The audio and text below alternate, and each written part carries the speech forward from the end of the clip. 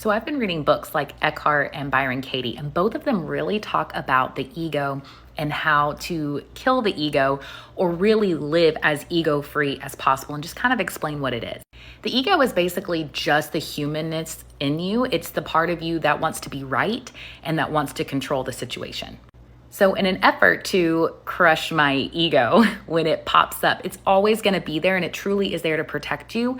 But here's an example of how I was able to crush ego in real time. So this past weekend, we were on a Disney cruise, and the last night we were falling asleep and my husband just randomly said, "Man, I hate that I have to fly out the day after we get back for a business trip." And I was like, "Say what?" I had no idea he was leaving for 3 days right after vacation. And the ego in me got flustered. I was like, "Are you freaking kidding me? Like, am I not important enough? How can you not communicate this to me? I'm not prepared. We have a 3-year-old. Like, I have no groceries at home. Now I'm going to have to do grocery shopping with a 3-year-old. Who wants to do that?" And just on and on and on. And, ego's really dramatic. And then I stopped myself and I just took this really deep breath, and all this is going on in my head. And I'm like, okay, here's the situation. This is what these are the cards that I've been dealt. This is the time that I have to prepare before he leaves.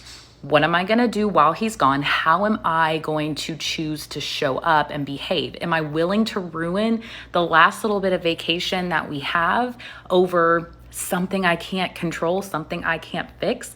Can I control my husband? No. Can I understand that he forgot? Yes, he has severe ADHD, and it's something that we've been dealing with, and it's just part of the, for better or for worse, part of being married. And learning to live with that and not take things personally and just understand that's how his brain functions. He's had this conversation in his head with me 72 times, just never out loud. I used to live in ego so much, and I would have said all of those thoughts out loud, and I would have tried to make him feel guilty. Why? Just to make my ego feel better and make myself feel right in the situation that he should have told me.